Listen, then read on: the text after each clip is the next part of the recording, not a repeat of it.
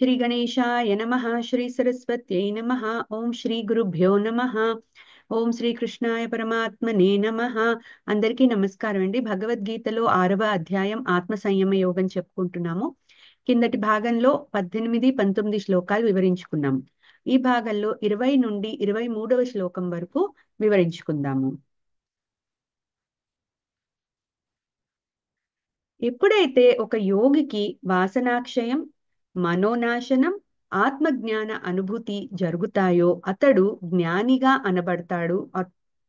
అనబడతాడని 18వ శ్లోకంలో చెప్పారు. గాలి వీచని ప్రదేశంలో దీపము ఎలాగైతే నిశ్చలంగా ఉంటుందో, యోగి వశములో ఉన్న మనసు ఈశ్వర ధ్యానంలో స్థిరంగా ఉంటుందని 19వ శ్లోకంలో చెప్పారు.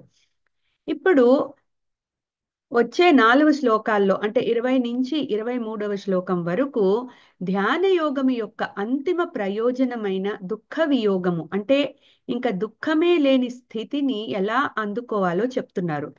ఆ దుఃఖరాహిత్య స్థితి అందుకోవడానికి సాధకులకు భగవానుడు ఈ 4 శ్లోకాలలో 7 సోపానాలు చెప్తున్నారు. అంటే ఈ స్థితిని అందుకోవడానికి వివిధ దశలు దాటుకుంటూ వెళ్ళాలి. ప్రతి సాధకుడికి ఇవి ఒక కొండ గుర్తు లాంటివి.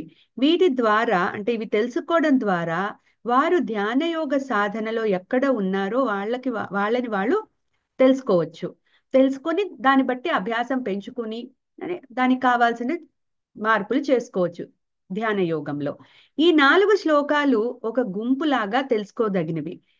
కానీ ముందు వీటి తాత్పర్యాలు విడివిడిగా తెలుసుకుందాం. తరువాత ఈ 4 శ్లోకాలలో చెప్పిన విషయాన్ని కలిపి మళ్ళీ చెప్పుకుందాము, సంగ్రహంగా చెప్పుకుందాం. ఇప్పుడు 20వ శ్లోకంలో 2 సోపానాలు చెప్తున్నారు. ఫస్ట్ 20వ శ్లోకం చదువుకుందాం. చదువుకుని దాని అర్థం తెలుసుకుందాం. 20వ శ్లోకము.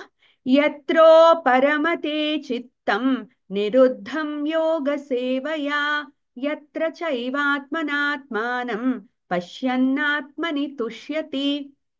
యత్రో పరమతే చిత్తం నిరుద్ధం యోగ సేవయా యత్ర చైవాత్మనాత్మానం పశ్యన్నాత్మని తుష్యతి. యత్ర ముందు ఈ పదాలకి అర్థాలు తెలుసుకుందాం.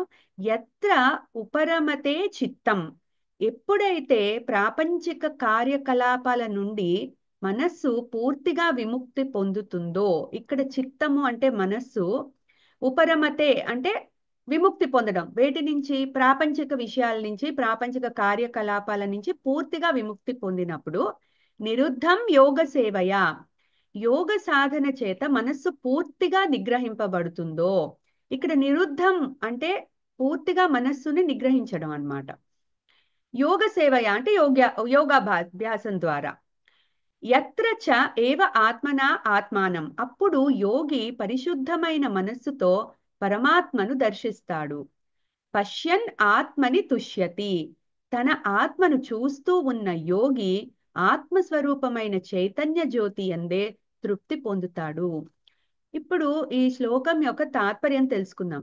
ఎప్పుడైతే ఆ యోగి యొక్క మనస్సు ప్రాపంచిక కార్యకలాపాల నుండి పూర్తిగా నిగ్రహింపబడి యోగాభ్యాసము ద్వారా నిశ్చలంగా ఉంటుందో, అప్పుడు ఆ యోగి పరిశుద్ధమైన మనస్సు ద్వారా ఆత్మను దర్శించి ఆ ఆత్మ యందే తృప్తి పొందుతూ రమిస్తాడు. ఈ శ్లోకంలో ధ్యాన యోగం యొక్క అంతిమ లక్ష్యమైన దుఃఖ వియోగాన్ని ఒక కర్మయోగి ఎట్లా అందుకుంటాడో చెప్తున్నారు. అంటే ఇక్కడి నుంచి ఆ ప్రాసెస్ స్టార్ట్ అవుతుంది.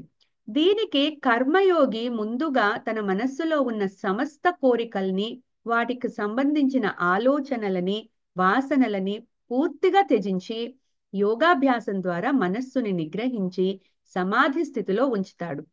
సమాధి అభ్యాసం వల్ల ఆ యోగి యొక్క మనస్సు పరిశుద్ధమయ్యి అటువంటి శుద్ధమైన మనస్సుతో పరమాత్మను అనుభవంలోకి తెచ్చుకుంటాడు. ఇది అనుభవంలోకి వచ్చాక అంటే తన ఆత్మ ఏదైతే తన ఆత్మస్వరూపము పూర్తిగా అనుభవంలోకి వచ్చాక ఇంకేది కూడా వద్దు, ఇదే అంతిమమైనది, నాకు ఇది దొరికింది అనే ఆత్మానందంలో తృప్తి చెందుతూ ఉండిపోతాడు.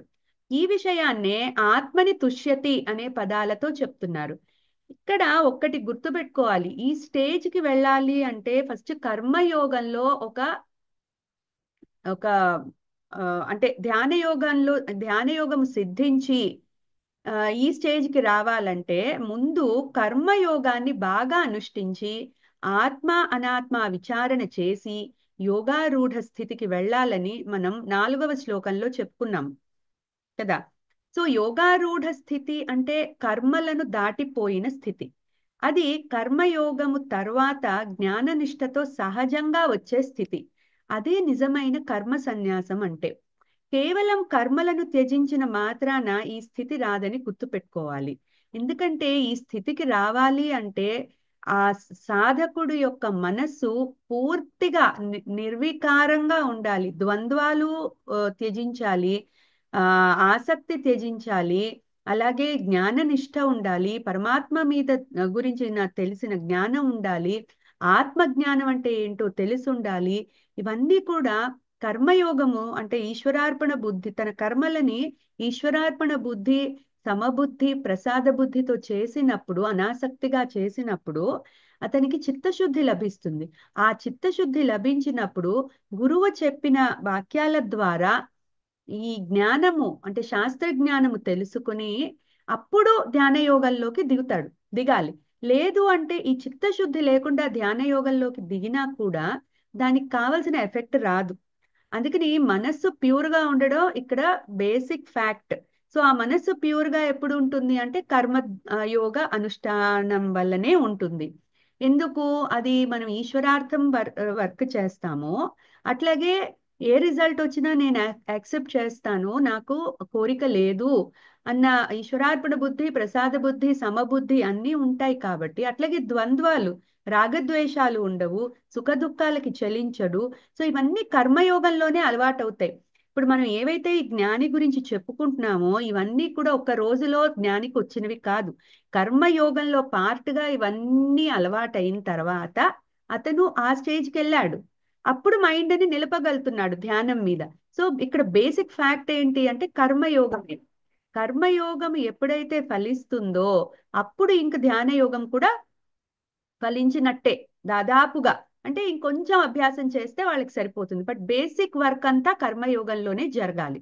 అందుకని ఈ స్థితికి వచ్చాక అంటే కేవలం కర్మలను త్యజించిన మాత్రాన ఈ స్థితికి ఎవరూ రాలేరు. కర్మలను వదిలేసి నేను ధ్యానంలో కూర్చుంటాను అంటే అయ్యే పని కాదు. మనస్సు పూర్తిగా ఆ నిశ్చలంగా ఉండాలి, అట్లాగే ద్వంద్వాలు లేకుండా ఉండాలి, సుఖ దుఃఖాలకి చలించకూడదు, మానాపమానాలకి చలించకూడదు. ఇన్ని మనకి వ్యవహారంలో ప్రపంచంలో చూసే వ్యవహారాల వల్ల జరిగే అన్ని వికారాలకి కూడా మనస్సు ఆ చాలా స్థిరంగా నిశ్చలంగా ఉండగలిగినప్పుడే ధ్యానము అనేది ఫలిస్తుంది. ధ్యానంలో ముందు కూర్చోగలుగుతాడు సాధకుడు. అందుకని ఈ కర్మయోగంలోనే ఇవంతా, ఈ ప్రిపరేషన్ అంతా కర్మయోగంలోనే జరిగిపోతుంది. సో ఇప్పుడు ఈ స్థితికి వచ్చాక ఆ యోగి నిధిధ్యాసన ద్వారా అంటే పరమాత్మ యందు అత్యంత ఏకాగ్రతతో ధ్యాన యోగంలో సమాధి అభ్యాసము చేస్తూ అనుభవ జ్ఞానం పొందగలుగుతాడు.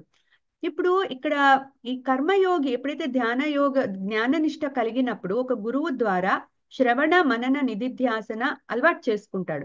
శ్రవణము అంటే శాస్త్ర జ్ఞానము విని తెలుసుకోవడం, లేకపోతే చదివి తెలుసుకోవడం, అంటే అది థియరటికల్. తర్వాత మననము, దాన్నే మళ్ళీ మళ్ళీ మననం చేసుకుంటూ విచారణ చేసుకుంటూ ఉండిపోతాడు.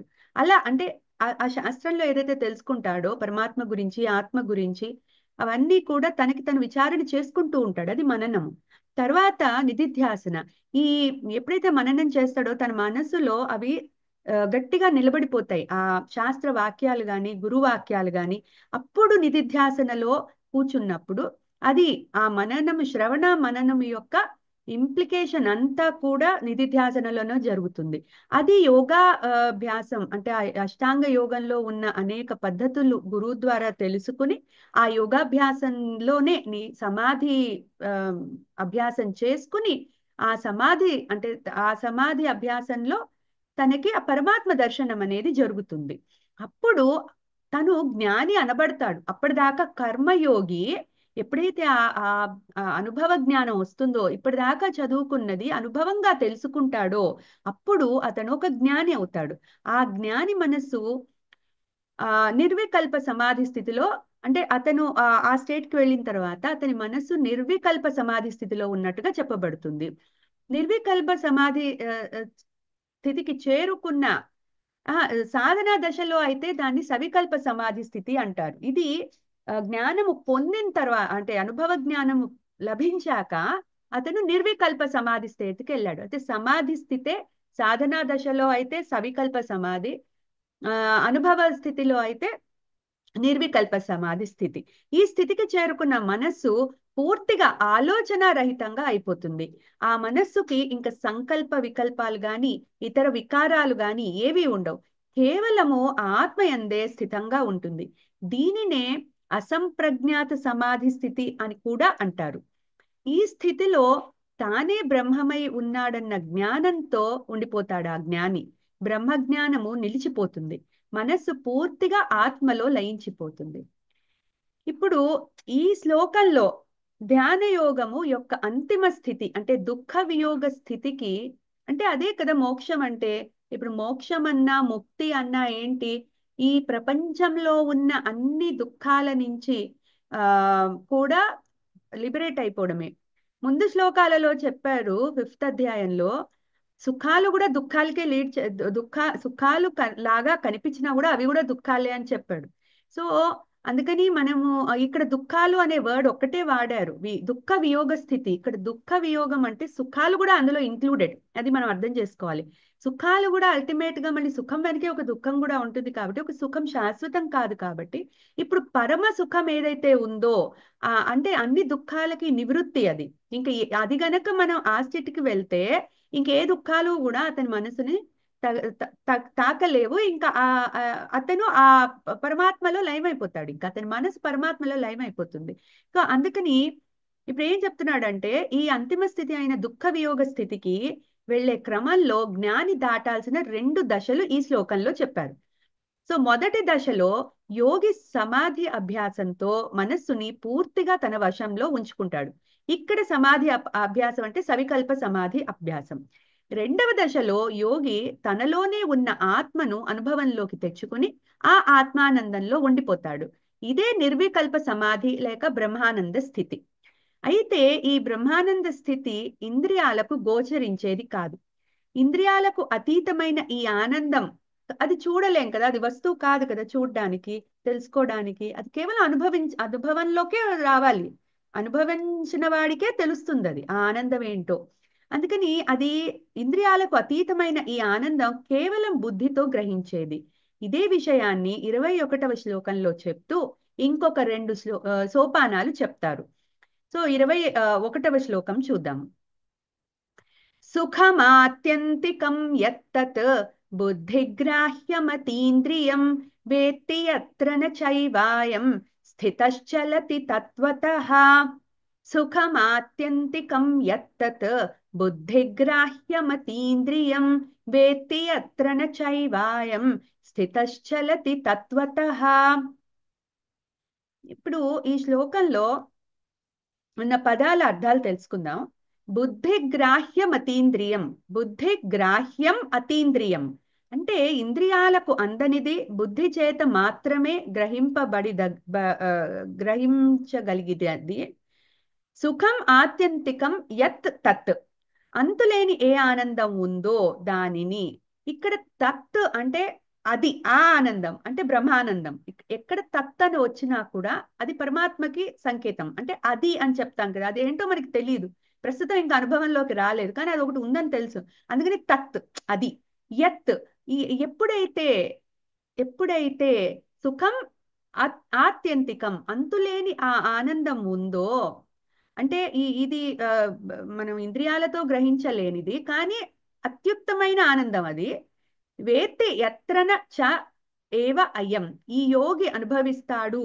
అంటే అయం అంటే యోగి ఎప్పుడైతే అతడు ఈ ఆనందాన్ని, ఏ ఆనందాన్ని, అంతులేని ఆనందాన్ని అనుభవిస్తాడో, స్థితః చలతి తత్వతః. ఈ యోగి యథార్థమైన ఆత్మస్వరూపం నుంచి చలించడు. ఇక్కడ తత్వతః అంటే తత్వజ్ఞానము, లేకపోతే పరమాత్మ జ్ఞానము, లేకపోతే ఆత్మజ్ఞానము, ఆత్మస్వరూపము, ఇవన్నీ ఆ తత్వతః అనే వర్డ్కే మనం లింక్ చేసుకోవచ్చు. సో చలతి స్థితంగా ఉండిపోతాడు. చలతి అంటే ఉండిపోతాడు, చలనం లేకుండా ఉండిపోతాడు. స్థిత అక్కడ ఉంటాడు. సో ఇప్పుడు ఏం చెప్తున్నారు ఈ శ్లోకంలో? నిర్వికల్ప, ముందు శ్లోకంతో మనం అసోసియేట్ చేసుకోవాలి దీన్ని. ముందు శ్లోకంలో నిర్వికల్ప సమాధి స్థితికి వెళ్ళిన ఆ యోగి ఆ ఆ సమాధి అనబడే ఆ పరమానంద యోగ స్థితిలో ఉండిపోతాడు. అది ఇంద్రియాలకు అందనిది, బుద్ధి ద్వారా మాత్రమే గ్రహించగలిగిన అత్యుత్తమమైన పరమ ఆనంద అనుభూతి. ఆ అనుభూతిని ఆ యోగి పొందుతాడు. ఈ విధమైన స్థితిలో ఉన్న జ్ఞాని నిత్య పరమ సత్యము నుండి ఎన్నటికీ చలించడు. అంటే ఆ స్థితిలో చలనం లేకుండా ఉండిపోతాడు. ఈ శ్లోకంలో భగవానుడు ధ్యాన యోగం యొక్క పరమ లక్ష్యాన్ని చేరుకోవడానికి ఇంకొక 2 సోపానాలు, ఇంకో 2 దశలు దాటాలని చెప్తున్నారు. ముందు శ్లోకంలో 2 దశలు చెప్పారు, ఇప్పుడు 3, 4 ఇంకో 2 చెప్తున్నారు. 3వ దశలో యోగి తాను అనుభవంలోకి తెచ్చుకున్న బ్రహ్మానందం తాత్కాలికం కాదు, అనంతమైనదని గుర్తించగలుగుతాడు. 4వ దశలో ఇంకా ఆ ఆత్మానంద స్థితి నుంచి రవ్వంతైనా చలించకుండా అట్లా ఉండిపోతాడు. అదే ఆ స్థితిలో, అనిర్వికల్ప సమాధి స్థితిలో.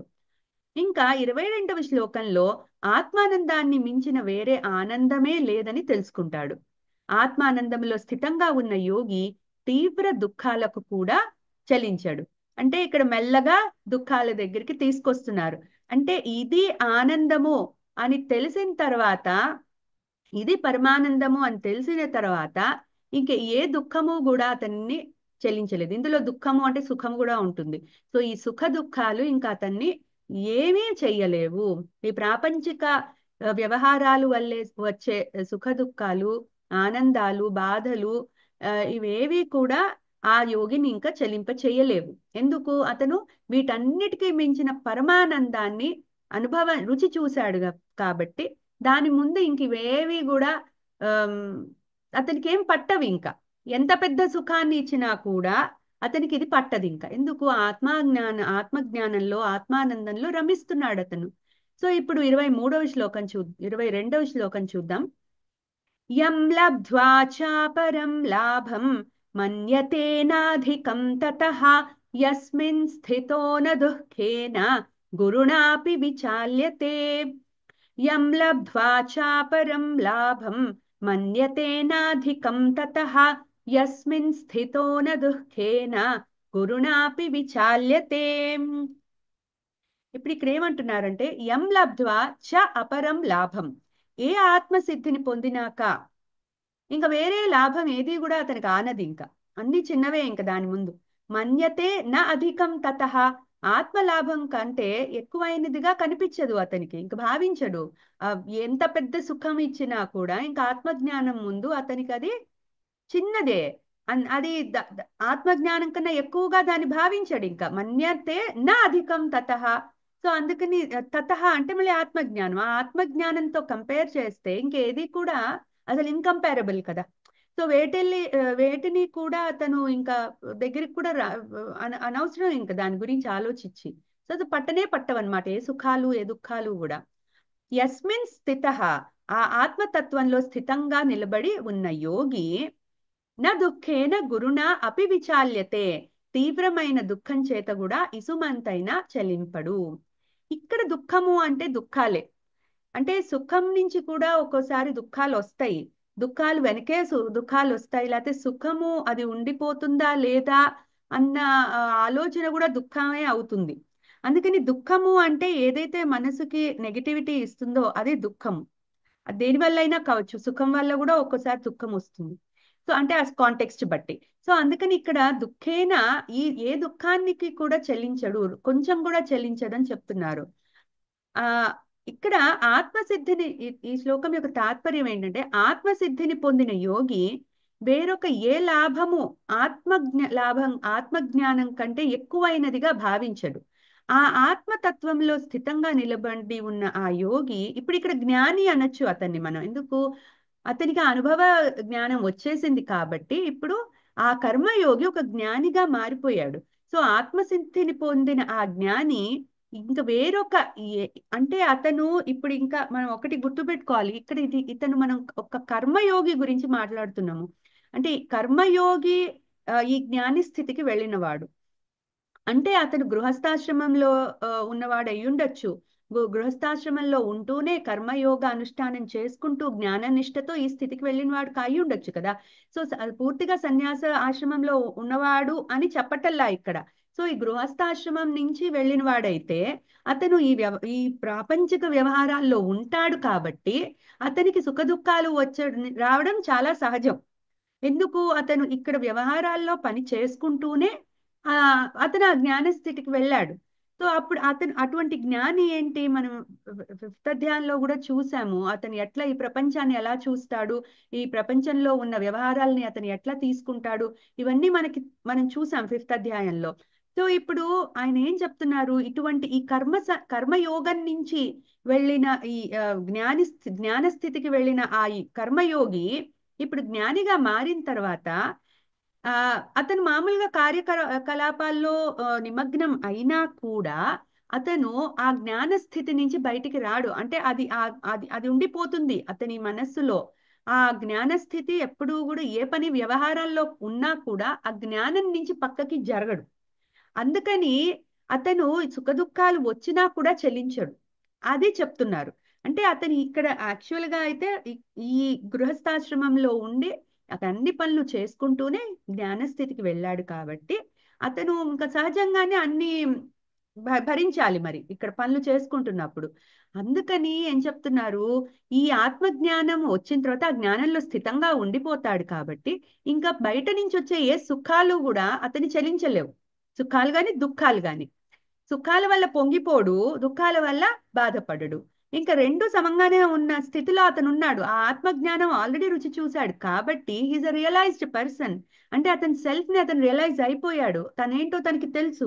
ఇంకా ఈ బయటవన్నీ కూడా ఎందుకు, కర్మల వల్ల, గుణాల వల్ల, స్వభావం వల్ల జరిగే ఈ పనులన్నీ కూడా ఏది కూడా తను కాదు, నేను ఒక సాక్షిభూతాన్ని మాత్రమే, మిగతావన్నీ కూడా శరీరము, మనస్సు, బుద్ధి వీటి వల్ల జరుగుతున్నాయి అన్న జ్ఞానం కంప్లీట్ గా పరిపూర్ణంగా ఉంటుంది కాబట్టి అతను ఇంకా అసలు ఎట్లా కూడా చలించడు. సుఖాలు వచ్చినా దుఃఖాలు వచ్చినా తన స్థితిలో తను ఉంటాడు. ఆ ఆత్మరతిగానే ఉంటాడు అతను. ఈ పనులు చేస్తున్నట్టే మనకు కనిపిస్తాడు.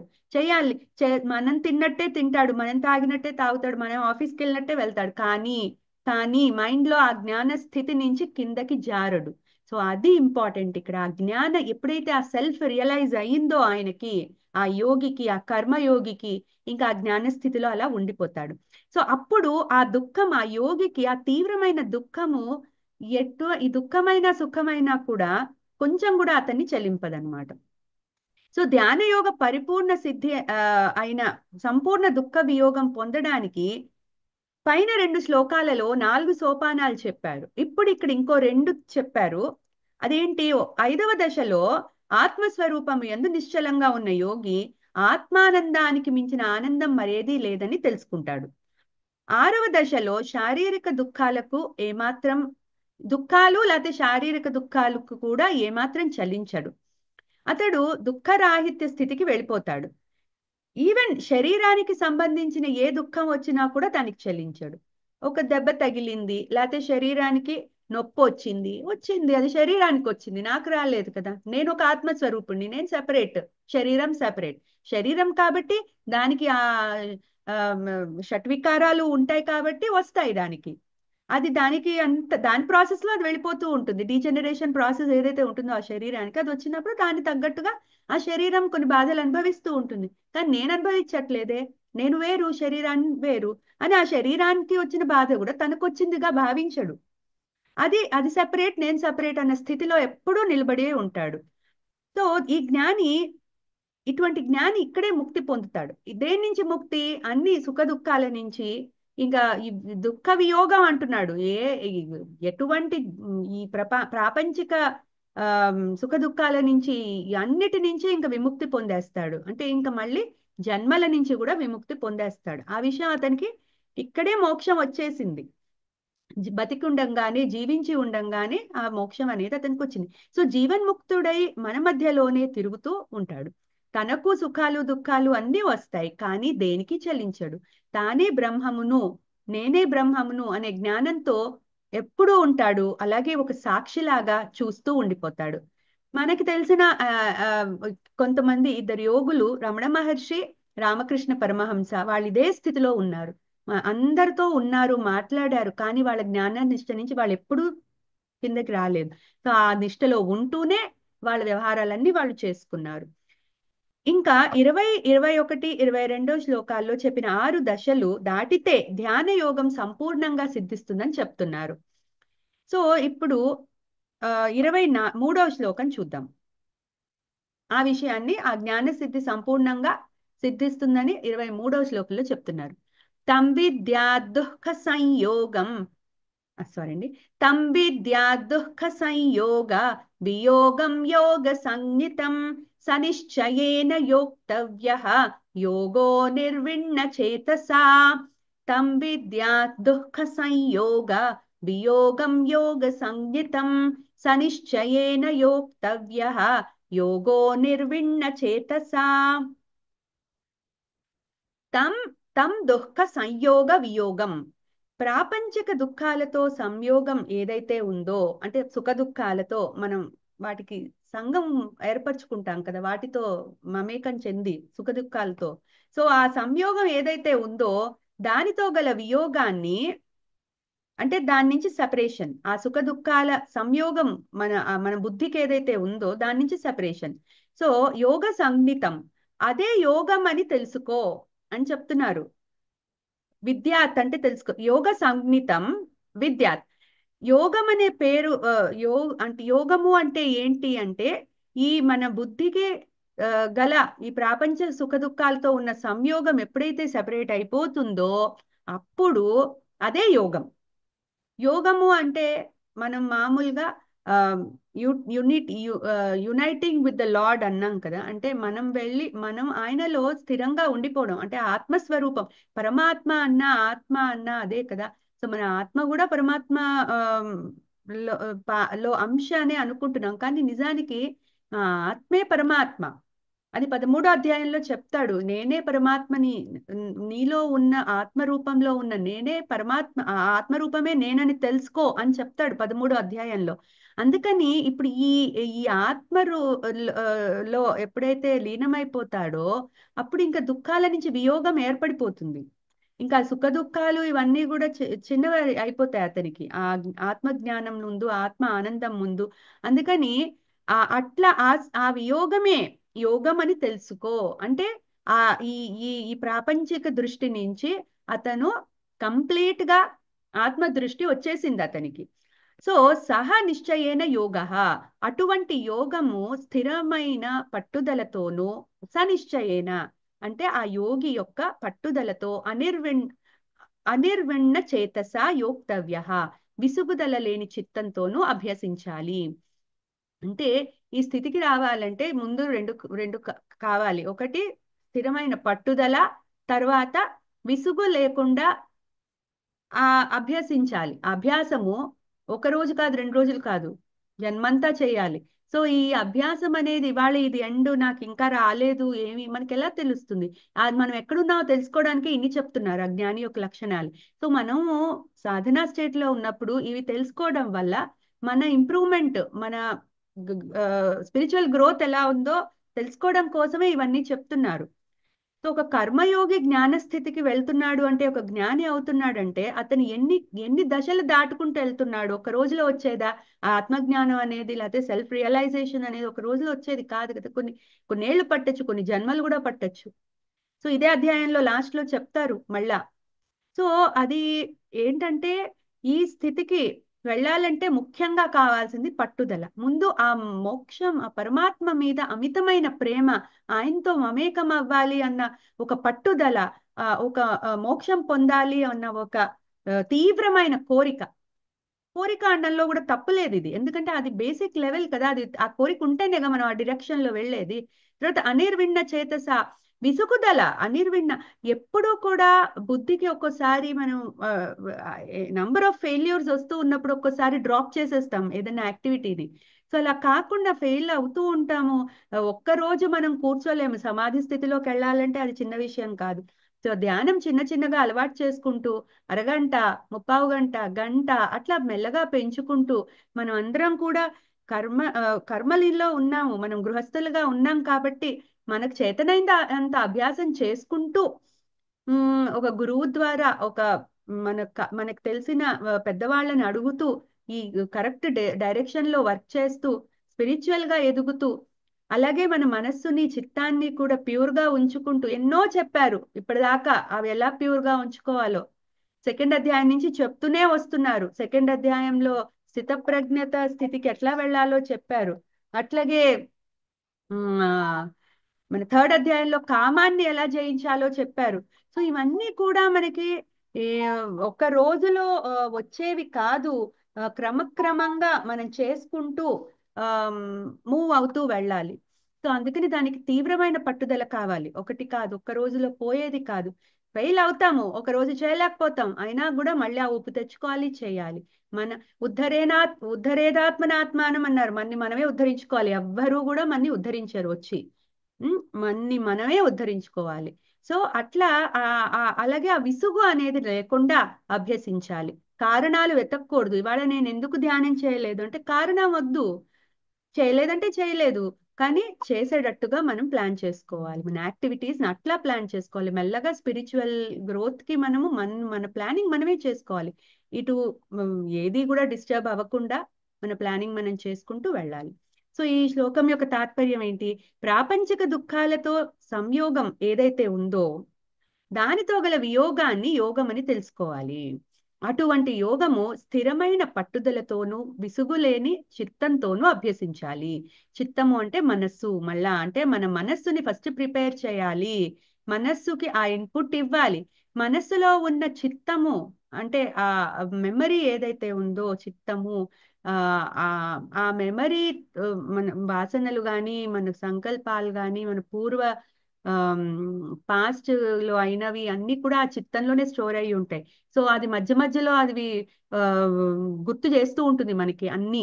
సో దాని వెనుక పడిపోకుండా ఎక్కడికక్కడ ఆలోచనలు వచ్చినా కూడా కట్ చేసుకుంటూ ఆ సాధన అనేది కంటిన్యూ చేస్తే ఏదో రోజుకి ఎప్పుడో అప్పుడు అది డెఫినెట్ గా మనకి పాజిటివ్ రిజల్ట్స్ ఇస్తుంది. సో ఇప్పుడు ఈ ఈ శ్లోకంలో ఏం చెప్తున్నారంటే పైన చెప్పిన అన్ని దశలు దాటిన తర్వాత ఆ ఇప్పుడు ఆరో దశ బాగా పడాలి. ఆరో దశ ఏంటి? ఇక్కడ ఏం చెప్పారు ఆ ముందు శ్లోకంలో? శారీరక దుఃఖాలకు కూడా చెలించడు. అంటే మనస్సు ఇక్కడ ప్రపంచక దుఃఖాలకు సుఖాలకు చెలించడు. దాంట్లో దట్ ఇంక్లూడ్స్ శారీరక దుఃఖాలు ఆల్సో. సో దాది బలపడాలి. బాగా బలపడినప్పుడు ఈ ఈ సుఖ దుఃఖాల సంయోగం ఏదైతే ఉందో దాని నుంచి వియోగం, అది సెపరేట్ అయిపోతున్నాడు. సో అక్కడే బలపడాలి. అది లాస్ట్ స్టేజ్ అనుకోవాలి. ఇంకా ఆ స్టేట్కి ఎవరైనా వెళ్ళిపోయారు అంటే ఆ ఇంకా he is ready for that final stage of that ధ్యాన యోగం యొక్క ఆమ్, ప్రయోజనం ఏదైతే ఉందో ఆ దుఃఖ వియోగము ఆ స్టేట్ కి ఆ వెళ్తాడు. అదే యోగం అంటే ఇంకా. సో ఆ ధ్యాన యోగం యొక్క పరిపూర్ణ స్థితి అది. సో అదే నిజమైన యోగం అని చెప్తున్నారు. ఓకే. అయితే ఈ స్థితి రావాలంటే తీవ్రమైన పట్టుదల, చెక్కు చెదరని ప్రయత్నము చాలా అవసరం. ఏమాత్రం అజాగ్రత్తగా ఉన్నా ప్రాపంచిక విషయాలు కిందకి లాగేస్తాయి. అందుకే ఎప్పుడు అప్రమత్తంగా ఉండాలని చెప్తున్నారు. ఆఖరి మజిలీ చేరేదాకా సాధన అనేది వదలకూడదు. ఓకే. సో ఇప్పుడు ఈ 4 శ్లోకాలలో చెప్పిన ఈ ఈ 7 సోపానాలు ఒకసారి కలిపి చెప్పుకుందాము. ఒక్కొక్క దశలో నిలకడ వచ్చినప్పుడు మరింత సాధనతో మనం పైన దశ అందుకోగలుగుతాము. 20 20వ శ్లోకంలో చెప్పిన 2 సోపానాలేంటి? మొదటి దశలో యోగి సమాధి అభ్యాసముతో మనస్సుని పూర్తిగా తన వశంలో ఉంచుకుంటాడు. రెండవ దశలో యోగి తనలోనే ఉన్న ఆత్మను అనుభవంలోకి తెచ్చుకుని ఆ ఆత్మానందంలో ఉండిపోతాడు. దీన్నే నిర్వికల్ప సమాధి లేక బ్రహ్మానంద స్థితి అని కూడా అంటారు. తర్వాత 21వ శ్లోకంలో ఇంకో 2 శ్లోకాలు చెప్పారు. అదేంటి? 3, 4 దశలు. 3వ దశలో యోగి తాను అనుభవంలోకి తెచ్చుకున్న బ్రహ్మానందం తాత్కాలికం కాదు, అనంతమైనది అని గుర్తిస్తాడు. 4వ దశలో ఇంకా ఆత్మానంద స్థితి నుంచి రవ్వంతా కూడా చెల్లించకుండా ఉండిపోతాడు. 22వ శ్లోకంలో ఇంకో 2 దశలు చెప్పారు, 5, 6. ఐదవ దశలో ఆత్మస్వరూపం యందు నిశ్చలంగా ఉన్న యోగి ఆత్మానందానికి మించిన ఆనందం మరేదీ లేదని తెలుసుకుంటాడు.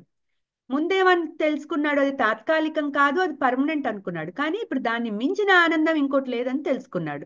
ఇప్పుడు ఆరవ దశలో శారీరక ఏ సుఖ దుఃఖాలకు, శారీరక దుఃఖాలకు కూడా ఏమాత్రం చలించడు.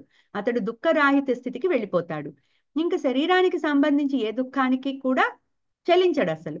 ఆరవ దశ బాగా, ఇంక 23వ శ్లోకంలో ఏం చెప్తున్నారు, ఆరవ దశ బాగా బలపడితే ఆ యోగికి దుఃఖాలతో సంయోగం అనేదే లేకుండా శాశ్వతమైన దుఃఖ వియోగం ఏర్పడుతుంది. అదే నిజమైన యోగం అని తెలుసుకో అని అర్జునుడితో చెప్తున్నారు. సో ఈ 4 శ్లోకాలు కూడా ఒక కర్మయోగి జ్ఞానస్థితికి వెళ్ళే క్రమంలో, అంటే జ్ఞాననిష్ట పొంది యోగారూఢ స్థితికి వెళ్ళిన వాళ్ళకే ఈ 4 శ్లోకాలు. యాక్చువల్గా మనలాంటి వాళ్ళకి కాదు. కానీ ఇవి తెలుసుకోవడం వల్ల మనం కూడా ఇన్ అవర్ జర్నీ ఇవి తెలుసుకోవడం వల్ల క్విక్ గా అక్కడికి రీచ్ అయ్యే అవకాశం ఉంటుంది. కాబట్టి వీటిని తెలుసుకోవాలి, మననం చేసుకోవాలి. అలాగే అసలు యోగారూఢ స్థితికి వెళ్ళడమే చాలా కష్టం. అందుకే కర్మయోగం ఫస్ట్ బేస్, కర్మయోగం అది మర్చిపోకూడదు. కర్మయోగమే బేస్ దేనికైనా కూడా. భగవద్గీత అంతా కర్మయోగంలో మీదనే మూవ్ అవుతోంది. సో అల్టిమేట్ లక్ష్యం జ్ఞానము, ఆత్మజ్ఞానము, మోక్షము అయితే కర్మయోగము ఆ పాత్ అన్నమాట. సో కర్మయోగం ద్వారానే ఆ స్థితికి వెళ్ళాలి. అందుకని కర్మయోగమే మనకి చాలా ఇంపార్టెంట్. కర్మయోగము, యోగారూఢ స్థితి, ఆ తర్వాత కర్మయోగము, జ్ఞాననిష్ట, యోగారూఢ స్థితి, ఆ తర్వాత ఇవన్నీ. సో ఈ సోపానాలన్నీ కూడా జ్ఞాన నిష్ట దాటిపోయి యోగారూఢ స్థితికి వెళ్ళిన వాళ్ళకి, వాళ్ళు ఇంకా ఫైనల్ స్టేజ్ ఆఫ్ మోక్షానికి వెళ్ళేటప్పుడు ఇవన్నీ వాళ్ళకు ఉపయోగపడతాయి. కానీ అంటే వాళ్ళ అనుభవాలు చెప్తున్నారు. కానీ మనం ఇవి తెలుసుకోవడం వల్ల మనకు కూడా ఒకంత ఉపయోగం ఉంటుంది. ఎందుకంటే మనం ఇది తెలిసినప్పుడు అది దాన్ని మనం ఇంకొంచెం స్పీడప్ చేసుకోగలుగుతాం మన స్పిరిచువల్ జర్నీ అనేది. సో ఇదండి. ఒకసారి ఈ 4 శ్లోకాలని చదువుకుని ఇవాటికి ముగించాము. యత్రో పరమతే చిత్తం నిరుద్ధం యోగ సేవయా యత్ర చైవాత్మనాత్మానం పశ్యన్నాత్మని తుష్యతి సుఖమాత్యంతికం యత్తత్ బుద్ధిగ్రాహ్యమతీంద్రియం వేత్తి యత్ర న చైవాయం స్థితశ్చలతి తత్వతః యం లబ్ధ్వా చాపరం లాభం మన్యతేనాధికం తతః యస్మిన్ స్థితో న దుఃఖేన గురుణాపి విచాల్యతే తం విద్యాత్ దుఃఖ సంయోగ వియోగం యోగ సంజ్ఞితం సనిశ్చయేన యోక్తవ్యః యోగో నిర్విణ్ణ చేతసా. ఇంకా నెక్స్ట్ 24, 25 శ్లోకాలలో ఈ దుఃఖ వియోగ స్థితికి రావడానికి కొంచెం అసలు మన ఒక సాధకుడు ఏం చేయాలి అన్నవి చెప్తారు. ముందు అదేంటో చెప్పారు, ఆ దుఃఖ వియోగ స్థితికి ఆ సోపానాలు చెప్పారు, ఏ ఏ దశలు దాటుకుంటూ వెళ్ళాలో చెప్పారు. కానీ ఆ స్థితిలో ఉండడానికి, ఆ స్థితికి వెళ్ళడానికి ఏం కావాలో 24, 25 శ్లోకాలలో చెప్తారు. అది వచ్చే భాగంలో తెలుసుకుందాం. చాలండి, ధన్యవాదాలు.